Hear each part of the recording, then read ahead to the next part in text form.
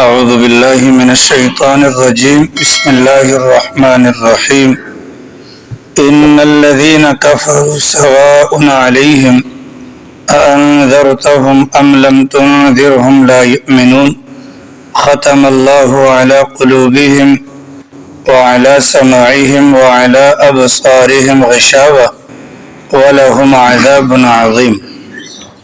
یہ سورۃ البقرہ کی آیت نمبر 6 اور 7 ہے۔ انسانوں کے اندر باعتبار ہدایت اور باعتبار گمراہی کے 3 قسم کے لوگ پائے جاتے ہیں، یہ 3 قسم کے گروہ پائے جاتے ہیں۔ ہدایت اور گمراہی کے اعتبار سے انسانوں کے 3 گروہ یا 3 قسم کے افراد پائے جاتے ہیں۔ پہلا گروہ وہ ہے کہ جو دل سے ایمان کو، ہدایت کو قبول کرتا ہے، زبان سے اس کا اقرار کرتا ہے اور اپنے عمل سے اس کا اظہار کرتا ہے، اس کو مومن متقی کہا جاتا ہے۔ سورۃ البقرہ کی ابتدائی 4 آیات کے اندر انہی لوگوں کا بیان ہوا۔ کچھ لوگ وہ ہوتے ہیں کہ جو ہدایت کو نہ تو دل سے تسلیم کرتے ہیں، نہ ہی زبان سے اس کا اقرار کرتے ہیں، ایسے لوگوں کو کافر کہا جاتا ہے۔ کچھ لوگ وہ ہوتے ہیں کہ جو دل سے ہدایت کو تسلیم نہیں کرتے بلکہ زبان سے اس کا اقرار کر لیتے ہیں، ایسے لوگوں کو منافق کہا جاتا ہے۔ یہ 3 قسم کے گروہ ہیں، اور انہیں 3 قسم کے گروہوں کے متعلق اللہ تعالیٰ نے قرآن کریم کے اندر بہت زیادہ تفصیلات کو بیان فرمایا ہے۔ تو پہلا گروہ وہ ہے جو مومن متقی ہوگا، دوسرا گروہ وہ ہے جو کافر ہے، اور تیسرا گروہ وہ ہے جو منافق ہے۔ اللہ تعالیٰ نے شروع کی 4 آیات میں مومن متقین کا بیان کیا۔ یہ آیت نمبر 5 اور آیت نمبر 6 کے اندر اللہ تعالیٰ نے کافروں کا بیان کیا، اور پھر آگے آیت نمبر 8 سے لے کر تقریباً اس پورے رکوع کے اندر آیت نمبر 20 تک اللہ تعالیٰ نے منافقین کا بیان کیا اور زیادہ تفصیلات کے ساتھ اس کو بیان فرمایا۔ مثالوں کے ذریعے سے اور تشبیہات کے ذریعے سے اللہ نے ان کی حالت کو واضح کیا۔ ایمان کا مطلب ہوتا ہے ماننا، یہ تو موٹی سی بات ہے۔ کافر کیا ہوتا ہے، کفر کیا ہوتا ہے، اس کے متعلق کچھ تفصیلات آپ سن لیں، پھر انشاءاللہ اس کا ترجمہ نکال لیں گے۔ کفر کا معنی ہوتا ہے چھپانا، کسی بھی چیز کو پوشیدہ رکھنا، کسی بھی چیز کو مخفی کر لینا، اس کا مطلب ہے، یہ اس کو کہا جاتا ہے کفر، اور کرنے والے کو کہتے ہیں کافر۔ کسی بھی چیز کو چھپانا، پوشیدہ رکھنا، مخفی رکھ لینا، اس کو کہتے ہیں کفر، اور جو بندہ یہ کام کرے گا اس بندے کو کہا جائے گا کافر۔ اب یہ جو کفر ہوتا ہے، اس کفر کی بہت ساری قسمیں ہوتی ہیں۔ ایک کفر کی قسم ہے جس کو کفر انکار کہا جاتا ہے۔ کفر انکار کا مطلب یہ ہوتا ہے کہ دل سے بھی نہیں مانا، زبان سے بھی اقرار نہیں کیا، دل سے بھی دین کو سچا، ہدایت کو، ایمان کو سچا نہیں مانا، زبان سے اقرار بھی نہیں کیا، اس کو کفر انکار کہا جاتا ہے۔ دوسری قسم ہوتی ہے کفر کی، کفر عناد اس کو کہتے ہیں، کہ دل کے اندر بات موجود ہے کہ بات صحیح ہے لیکن زبان سے اس کا اظہار نہیں ہے۔ کس بنیاد پر؟ محض حسد کی بنیاد پر یا عناد کی بنیاد پر، اس کو کہا جاتا ہے کفر عناد۔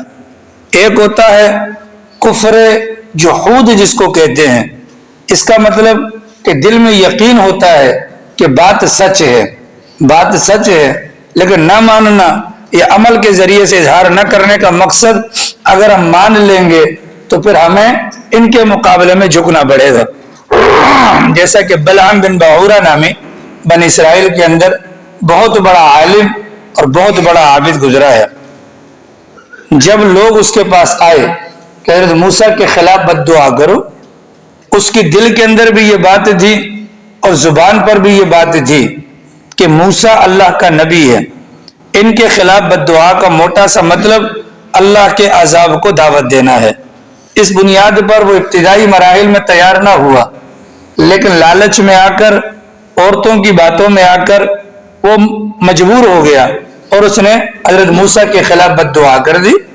اس بد دعا کے نتیجے میں اس کی زبان لٹک گئی, زبان سینے تک آ گئی. اللہ نے اس کے متعلق فرمایا فَمَثَلُهُ كَمَثَلِ الْكَلْبِ, اس کی جو مثال ہے یہ کتے کی طرح ہے. اس کی مثال کیا ہے؟ کتے کی طرح ہے. تو یہ کفر جو ہے یہ کفر جحود کہلاتا ہے. مطلب دل سے مانتا تھا لیکن زبان جو اس بات کا اقرار کر دیا. ایک کفر ہوتا ہے جس کو کفر نفاق کہا جاتا ہے. نفاق کا مطلب منافق. منافق کون ہوتا ہے؟ جو دل سے نہیں مانتا زبان سے اقرار کر لیتا ہے. جب دل سے نہیں مانا زبان سے اقرار کر لیا وہ بندہ منافق کہلاتا ہے. وہ بندہ منافق کہلاتا ہے. آگے چل کر پھر یہ جو منافق ہوتا ہے یہ دو طرح کا ہوتا ہے. ایک وہ ہوتا ہے جو اپنے عقیدے کے اعتبار سے منافق, ایک وہ ہوتا ہے جو اپنے عمل کے اعتبار سے منافق. عقیدے کے لحاظ والا بھی خطرناک, عمل کے لحاظ والا بھی خطرناک. البتہ عقیدے کے لحاظ والا سرکار کے زمانے میں ہوتے تھے تو وہ سارے کے سارے کافر قرار دیے گئے, اور عمل کے اعتبار سے پوری دنیا کے اندر کفر والا جو معاملہ ہے یہ پایا جاتا ہے. تو کفر کی یہ جو چار قسمیں ہیں یہ خطرناک والی ہیں. کفر انکار والی قسم, کفر جحود والی قسم, کفر عناد والی قسم, اور کفر نفاق والی قسم. یہ تو بڑی خطرناک قسمیں ہیں. ان کے اندر جو بندہ اللہ نہ کرے رائی کے دانے کے برابر بھی مبتلا ہو گیا وہ ہمیشہ ہمیشہ کے لیے جہنم میں جائے گا. اس کی بخشش کا کوئی بھی راستہ نہیں ہے. کفر کی ایک قسم آتی ہے جس کو کفر تردد کہا جاتا ہے. جیسا کہ منافقین کے متعلق اللہ نے کہا فَهُمْ فِي رَيْبِهِمْ يَتَرَدَّدُونَ, انسان شک کے اندر مبتلا ہو جائے, یہ صحیح ہے یہ صحیح ہے, فیصلہ نہ کر پائے. یہ بھی کفر ہے, یہ بھی کفر کی اقسام کے اندر آتا ہے. یہ بندہ بھی دائرہ اسلام سے خارج ہو جاتا ہے. اسی طریقے سے کفر کا لفظ احادیث مبارکہ کے اندر دوسرے معانی کے لیے بھی استعمال ہوا, لیکن قرآن کریم نے جن چیزوں کو خطرناک قرار دیا ہے اس میں سے کفر کی وہی چاروں قسمیں بیان ہوتی ہیں. اللہ کے نبی سے پوچھا گیا کفر کیا ہے؟ اللہ کے نبی علیہ السلام نے کفر کا معنی بیان کیا ناقدری کرنا, نا شکر گزاری کا مظاہرہ کرنا. چنانچہ عورتوں کے متعلق اللہ کے نبی نے فرمایا کہ وہ اپنے خاوندوں کی ناشکری کرتی ہیں, وہاں پر بھی لفظ کفر کا استعمال کیا گیا. اب یہ جو والا کفر والا قسم ہے نا, یہ والی قسم بھی خطرناک ہے, لیکن یہ انسان کو ایمان سے خارج نہیں کرتی. عمل اس کا کافروں والا ہوتا ہے لیکن ایمان اس کا بچ جاتا ہے. جیسا کہ اللہ کے نبی نے فرمایا کہ جو بندہ کسی نجومی کے پاس جائے اور اس سے حال احوال معلوم کرے اس کا یہ عمل کفر کے اندر داخل ہے. اللہ کے نبی نے فرمایا کہ جو بندہ شراب پیے اس کا یہ عمل بتوں کے پجاریوں کی طرح ہے. کیا مطلب ہوا؟ عمل اس کا برا ہے, ذات اس کی جو ہے ایمان اس کے پیٹ کے اندر موجود رہے گا. ٹھیک ہے, یہ بھی سارا کا سارا کفر کے زمرے میں آ جاتا ہے. لیکن یہ معاملہ بڑا خطرناک ہوتا ہے. اس بنیاد پر منع کیا گیا, آپ کسی کو یہ نہیں کہہ سکتے اوے کافر. کیوں نہیں کہہ سکتے؟ اس بنیاد پر نہیں کہہ سکتے اگر آپ نے کسی کو کافر کہا اور وہ کافر تھا نہیں, یہ لفظ کافر جو آپ کی زبان سے نکلا یہ آسمانوں پر جائے گا, گھومے گا, آسمان کے دروازے اس پر بند ہوں گے, یہ وہاں سے واپس آئے گا, پوری دھرتی کے اوپر گھومے گا. اگر اس کو ٹھکانہ مل گیا تو جی بسم اللہ, نہیں ملا جس کو آپ نے کافر کہا اس کے پاس جائے گا. اگر وہ کافر پایا گیا تو ٹھیک, وگرنہ واپس لوٹ کر انسان کے اپنے گلے کے اندر آ جائے گا. کتنی خطرناک بات ہے. اس بنیاد پر منع کیا گیا آپ کسی کو کافر نہ کہیں. اس بنیاد پر منع کیا گیا آپ کسی کو کافر نہ کہیں. ایک ہے کافر اور ایک ہے کافروں والا عمل. ان دونوں چیزوں کے اندر بہت زیادہ فرق ہوتا ہے. اب دیکھیے مثال کے طور پر قادیانی بھی کافر ہے, عیسائی بھی کافر ہے, یہودی بھی کافر ہے. ٹھیک ہے, ان دونوں کے کفر کے اندر فرق زمین آسمان کا ہے. زمین آسمان کا فرق ہے. وہ جو کافر ہے عیسائی یا یہودی وہ ہمارے نبی کو نہیں مانتے, اللہ کو مانتے ہیں, ہمارے نبی کو نہیں مانتے. ان کا نبی الگ, ان کی شریعت الگ. ہم کہتے ہیں ہمارے نبی کے آنے کے بعد تو کسی اور نبی کا کلمہ پڑے گا وہ کافر. لیکن مرزا قادیانی کو دیکھیں, اس کا بھی کفر ہے لیکن یہ کفر دوسرے والا ہے. وہ کفر تعویل, اللہ نے جو مطلب بیان کیا، جو معنی بیان کیا، اس مطلب کو اور اس معنی کو چینج کر کر اس نے اپنا معنی سامنے رکھ دیا۔ اس قسم کے بہت سارے لوگ پیدا ہوئے ہیں کہ جنہوں نے کفر کی اس والی قسم کو اختیار کیا ہے، وہ بھی دائرہ اسلام سے خارج ہیں۔ مثال غلام احمد پرویز نامی ایک بدبخت گزرا ہے جس نے حدیث کا انکار کیا، جس نے حدیث کا انکار کیا۔ اب میرے اور آپ کے ذہنوں کے اندر حور کا جب نام آتا ہے تو مراد اس سے پاکیزہ عورتیں ہوتی ہیں۔ اس نے اس کا معنی چینج کیا کہ حور وغیرہ کچھ نہیں ہوتی، بلکہ حور کا مطلب ہوتا ہے پاکیزہ فکر، پاکیزہ فکر۔ ہم جو کہتے ہیں کہ اللہ کی ذات ہے، یہ کہتا ہے کہ اللہ کی ذات وات کچھ نہیں، جہاں کہیں پر لفظ اللہ آئے اس سے مراد قانون ہوگا، اس سے مراد اللہ وغیرہ کچھ نہیں ہے۔ اس نے انکار کر دیا۔ یہ کفر تعویل ہے کہ ایسی غلط تشریحات کی، ان غلط تشریحات کی بنیاد پر یہ بندہ کافر ہو گیا۔ سر سید احمد خان ہندوستان کے اندر کھڑے ہوئے، انہوں نے اپنے طور پر قرآن کو سمجھنے کی کوشش کی اور کفر تعویل کے اندر مبتلا ہو گئے۔ انہوں نے کہا جنت یہ کسی جگہ کا نام نہیں ہے، بلکہ ہر خوشی کا مقام وہ جنت ہے۔ جہنم کسی غم والی جگہ کا نام نہیں ہے، بلکہ جو غم والی کیفیت ہوتی ہے اسی کا نام جہنم ہے۔ وہ بھی کفر تعویل کے اندر مبتلا ہو گئے۔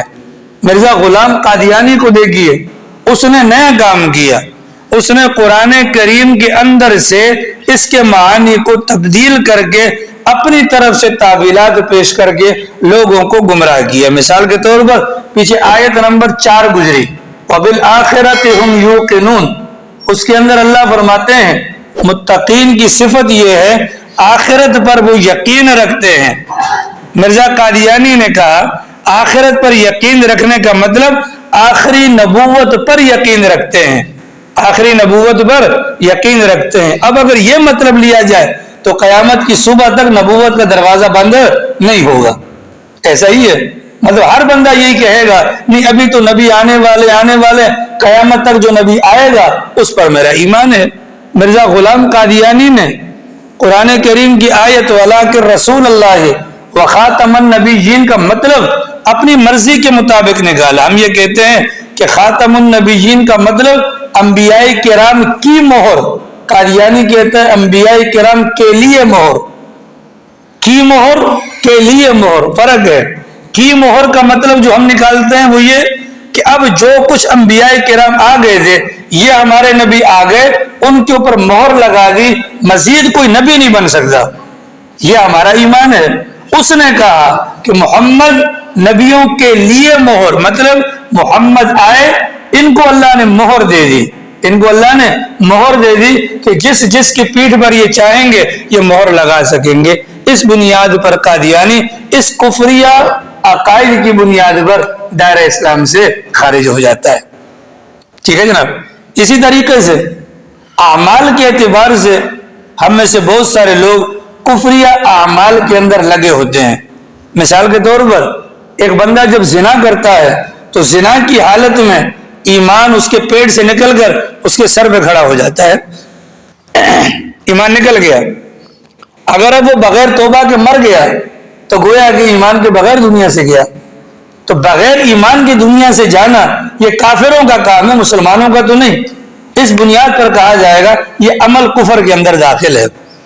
اسی طریقے سے ایک بندہ ہے جو شراب پیتا ہے، شرابی کے متعلق سرکار کا فرمان شراب پینے والا جس لمحے شراب پی رہا ہوتا ہے اس لمحے وہ مسلمان نہیں ہوتا، مطلب ایمان اس کے پیٹ سے نکل کر سر پہ کھڑا ہو جاتا ہے۔ اگر وہ توبہ کر لیتا ہے ایمان واپس آ جائے گا، بغیر توبہ کے مرے گا تو وہ کفر کی حالت میں گویا کہ موت آ گئی۔ اسی طریقے سے چور کے بارے میں اللہ کے نبی علیہ السلام نے فرمایا چور جس لمحے چوری کرتا ہے اس لمحے ایمان موجود نہیں ہوتا، نکل گیا نا۔ اگر وہ چوری سے توبہ کیا بغیر اگر دنیا سے چلا گیا تو پھر وہ کیا ہو جائے گا؟ گویا کہ وہ کافر بن کر مرا۔ اس کو بھی کفر سے تعبیر کیا گیا۔ اگلی چیز آ جاتی ہے منافق، یہ بڑی خطرناک چیز ہے۔ جنت کے اندر صرف مسلمان جائیں گے، جہنم کے اندر کافر جائیں گے، اور منافق جائیں گے، لیکن منافق کا مقام اتنا گندا ہے کہ جہنم کے سب سے نچلے طبقے کے اندر منافقین کو رکھا جائے گا۔ اس کی وجہ کیا ہے؟ ان کی زبان پر کچھ، دل میں کچھ۔ سرکار کے زمانے کے منافق سرکار کے پیچھے نماز بھی پڑھتے تھے، باقاعدہ جہاد میں بھی جاتے تھے، باقاعدہ زکوٰۃ بھی دیتے تھے، سرکار کی مجالس کے اندر آ کر بیٹھا بھی کرتے تھے، لیکن دل سے سرکار کو یا دین کو یا ہدایت کو تسلیم نہیں کرتے تھے۔ ایسے لوگوں کے بارے میں فرمایا مذبذبین بین ذلک لا الہ الا ولا الہ الا، نہ تو کامل ادھر ہیں نہ ہی کامل ادھر ہیں۔ نتیجہ کیا ہے؟ جہنم کے سب سے زیادہ نچلے طبقے کے اندر یہ مبتلا ہوں گے۔ اللہ کے نبی علیہ السلام نے اپنے زمانے کے منافقین کا نام بھی بتلا دیا تھا، حضرت حذیفہ کو بتلا دیا تھا۔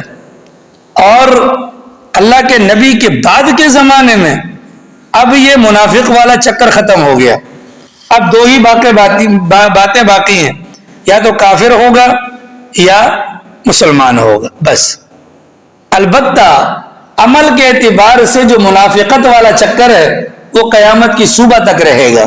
اس میں سے آپ بھی ہیں، میں بھی ہوں، یہ سارے کے سارے لوگ عملی نفاق کے اندر شامل ہیں، عملی نفاق کے اندر شامل ہیں۔ اور ما قبل میں جو 4 آیات گزری ہیں، ان 4 آیات پر پورا اترنے کے لیے روح سے نفاق کو اور کفر کو نکالنا پڑے گا۔ اللہ کے نبی علیہ السلام نے فرمایا منافق کی علامات، بات کرے تو جھوٹ بولے، یہاں سے لے کر یہاں تک کوئی قسم کھا کر بتلا دے کہ کوئی ایک دن ہمارا ایسا گزرا ہو کہ ہم نے جھوٹ نہ بولا ہو، کوئی ہے گواہی دینے والا؟ ٹھیک ہے، بات کرے تو جھوٹ بولے، وعدہ کرے تو وعدے کی خلاف ورزی کرے۔ یہ جو ہم کہتے ہیں 2 منٹ میں آیا، یہ وعدہ ہو گیا، پھر ہم 2 منٹ میں نہیں گئے، وعدہ خلافی ہو گئی۔ میرے اور آپ کے لیے تو کچھ نہیں ہے، لیکن اللہ میاں کی یہاں یا کاغذات کے اندر ہمیں عملی منافق لکھا جاتا ہے، عملی منافق لکھا جاتا ہے۔ بات کرے تو جھوٹ بولے، وعدہ کرے تو خلاف ورزی کرے، اور امانت رکھوا دی جائے، امانت میں خیانت کرے۔ امانت میں کیا کرے؟ خیانت۔ اب امانت کا مفہوم بہت زیادہ وسیع ہے، امانت کا مفہوم کیا ہے؟ بہت زیادہ وسیع ہے۔ اس امانت کے مفہوم کے اندر اگر ہم غوطہ لگائیں تو شاید ہی میرے سمیت اور آپ سمیت کوئی بندہ بھی، منافق تو دور کی بات ہے، ہم امانت کے پہلو میں کفر کی سرحدوں کو چھو رہے ہوتے ہیں، اتنا زیادہ غلطیاں کرتے ہیں۔ جان بھی تو اللہ کی امانت ہے کہ نہیں ہے؟ بولو، جان اللہ کی امانت ہے نا؟ تو جان جب اللہ کی امانت ہے، اس امانت کو اللہ کی امانت سمجھ کر اگر استعمال نہیں کیا جا رہا تو جناب والا گویا کہ امانت میں خیانت ہو گئی۔ امانت میں خیانت کرنے والا وہ پیغمبر جو ہمیں بتلا کر گیا کہ یہ قرآن برحق ہے، اسی پیغمبر نے اسی زبان سے ہمیں کہا کہ امانت میں خیانت کرنے والا منافق ہے۔ ہم کس طور پر کہیں گے اپنے آپ کو منافق، اپنا پکا ٹھکا مسلمان؟ اللہ کے نبی نے کلیئر کٹ کہا فجر اور عشاء، فجر اور عشاء یہ 2 نمازیں ایسی ہیں کہ جو منافقین پر بھاری ہیں۔ کن پر بھاری ہیں؟ منافقین پر۔ اب میں اور آپ سوچ لیں ہم فجر پڑھتے ہیں کہ نہیں پڑھتے؟ اللہ کے نبی نے فرمایا اگر ان کے ثواب کا پتہ لگ جائے، گھٹنوں کے بل آنا پڑے تو بھی آئیں گے، اتنے بڑے ثواب کا درجہ ہے۔ اب جو بندہ فجر نہیں پڑھتا، کہ جن کی اولاد فجر نہیں پڑھتی، یا عشاء نہیں پڑھتا، کہ جن کی اولاد عشاء کی نماز نہیں پڑھتی، وہ اپنے آپ کو کس منہ سے مسلمان سمجھتے ہیں؟ خود انسان کو اس بات کا فیصلہ کرنا چاہیے۔ آ رہی سمجھ میں؟ کیا ہم میں سے ہر بندہ اس حدیث کو نہیں سن چکا اس سے پہلے؟ لیکن عملی اعتبار سے میں اور آپ منافق ہیں۔ اور یاد رکھیے گا اللہ کی توجہ رحمت والی ان لوگوں پر ہوتی ہے جو کفر سے بھی دور ہوتے ہیں اور نفاق سے بھی دور ہوتے ہیں۔ ٹھیک ہے، 13 سال مکہ میں ہمارے نبی پر کیا کچھ مظالم نہیں ہوئے، لیکن اللہ میاں کی طرف سے وحی آتی رہی، جبرائیل آتے رہے، نظام چلتا رہا۔ ٹھیک ہے، مدینہ منورہ گئے، منافقین نے صرف ایک بات کہی تھی، کیا؟ अम्मा आयशा सिद्दीका पर जिना की तोहमत लगाई। ये किसी काफिर ने नहीं लगाई थी, कि मुनाफिकीन ने लगाई थी ना। रब को मुनाफिकीन की बात पर इतना गुस्सा आया, अल्लाह ने 1 महीने तक वही का दरवाजा बंद कर दिया। मुनाफिक पर अल्लाह इतने नाराज है, मुनाफिक पर अल्लाह इतने नाराज है। अब मैं और आप अपनी सफों के अंदर देखें, मुनाफिक कौन है और सादिक कौन है। सादिक जन्नत में जाएंगे और मुनाफिक जन्नत में नहीं जाएंगे। ये तो इब्तिदा है ना, अमली एतबार से मुनाफिक है। अल्लाह ना करे कल को मौका आ जाए तो हम एतकादी एतबार से भी निफाक वाले दर्जे को छूने की पोजीशन में चले जाते हैं। इस बुनियाद पर जरूरत इस बात की है हम अपने एक एक गुनाह को लिखें या दिमाग में इस्तेजार करें और फिर अल्लाह मियाँ से उन गुनाहों से माफी मांगे।